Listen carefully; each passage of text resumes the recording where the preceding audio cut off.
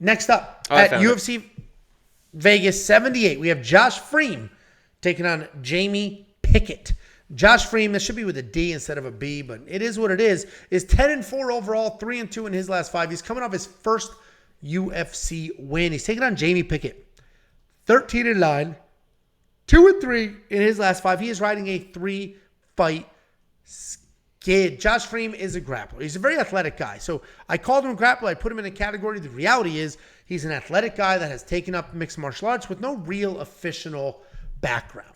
He wasn't a kickboxer. He wasn't a wrestler. He found himself in MMA, started training all the things, doing all the things, and he's improving at a rapid pace because he is so athletic. His preference is to come forward, get the takedowns, and then grind from there. He does want to grapple. While he is improving very quickly in all aspects of MMA, again, grappling, and I'm saying grappling this many times on purpose, is really his ticket. He's coming off his first UFC win where he had 2 takedowns, 4.5 minutes of control time, then the eventual submission win. He's taking on Jamie Pickett. Jamie Pickett's actually a solid striker. He's super long. He uses his length to manage range and then keep people at bay. The problem is he has a negative striking differential because he is gun shy. He doesn't let his hands go. And because he doesn't let his hands go, he's a little gun shy. He's a little behind. He's a little hesitant. So people come forward, they can touch him up, they can wrestle, they can take him down. He's given up multiple performance of the night bonuses because he waits and he sits. And because of that, even though Jamie Pickett's a very good striker, even though Jamie Pickett has 66% takedown defense, and even though he'll get his own occasional takedown, I think Josh Fremd's going to win this fight. I think Josh is going to come forward, get his own takedowns, and just sort of grind away. I think Jamie Pickett you are able to take him down. And I'm not going to use Bo Nickel as an example because he's going to take anybody down, but other people have also taken Jamie Pickett down and have had that success. Josh Fremd has cardio, decent striking, and he's going to wrestle nonstop. Before this fight, he lost to Trayshawn Gore because he got the takedown. He kept his head on the outside. He got power guillotined. I think he's learned that lesson. He's improving very rapidly. I like Josh Fremd to win this fight, and I'm pretty confident in that. What do you think, Jakey boy? Oh, I'm about to share this bet, I think. I just click share. And then it'll give you a link. Copy the link. I put it in the chat right now. First one to grab it gets to grab it. Is that how that works? Yeah, you could even grab just a piece of it. So if it's a $50 bet, 5 people could do $10. Like, you don't have to grab the whole thing. Go ahead. I'm waiting for the link. Congratulations. Yes! All right. Congratulations on all your success. Why don't you tell us who you think Oh, my wins God. this fight? Somebody is right behind you. That was terrifying. It's Tiffany. She's going out the door. Well. She texted me. She forgot to get the back-to-school cookies for the girls. Dude, that $50 wins 150. 160. Wow. Yeah, it's what 3-1 usually means, so. Okay. Continue, please.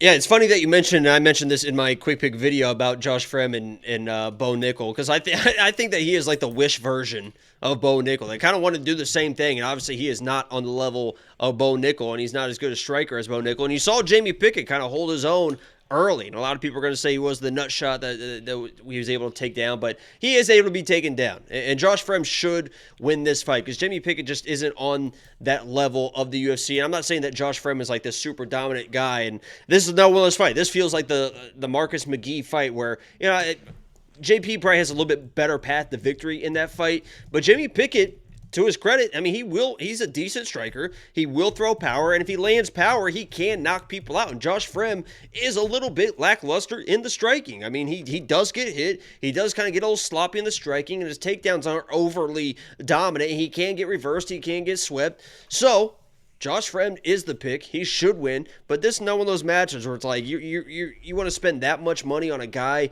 with the skill level and the whatever of Josh Fremd, the striking abilities of Josh Fremd. It's like, no, thank you. I'm not going to do that. I'm staying away from it. I would love to see Jamie Pickett with the upset. My 10 lock of the week streak, the 10th one, was against Jamie Pickett. That was one of the most confident picks I've ever had in my life. Dennis Talulin against Jamie Pickett. And, Josh Fremd should get this done, but he's a kind of a weird dude. So, it is what it is. He, 2 days after his last win, he basically just hunted on Twitter to find anybody who picked against him and was like, do more research next time. Josh did. Instead of just finding the people who said he would win, saying thanks for believing in me, he went the other route. Which is so funny because if he lost, was he going to go to those same people and be like, great job. Sorry. You're right. Yeah, you were pick. right. Yeah, you were right. I let you, it's fucking. With that being said, I mean, that's like everyone in the. I mean, that's just how life works, I guess. But everyone's just so. Oh, that was such an obvious pick. It's fucking after the fact. Of course it was. That's like with the lock of the week. It's like, how did you not know that this guy was gonna lose? It's like, shut the fuck up. Well, and then I mean, Josh's defense, he was the one in there fighting, so he is absolutely entitled to rub it in our face when he's right. But I picked him to win, so nothing to rub in my face. Nothing. Keep those out of my face. Guys. It's got a great beard. Jakey. I mean, it's a thick beard. He's a good looking dude. Are you going to spend the $9,400 in DraftKings?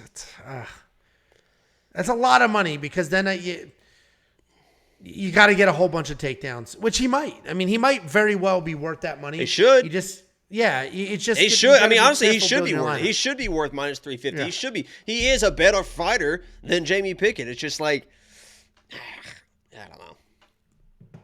I'll have to look at the DraftKings video and look at my lineup because, there's a couple of 9,000 plus fighters that I like. So now, we're playing some tricky games with the budgeting here. Oh, but I love games. Full DraftKings insight analysis breakdown. They rank every single, I say they because it's not me, every single fighter by salary, writing up who should be in your cash core, who should be in your GPP core, giving you a DraftKings optimizer, ownership projections, all the things. We on Picks.com. It's only $10 a month. And that's on top of everything we do for FanDuel and Prize Picks and Underdog and the bets and everything else. We on Picks.com. Click. Become a member.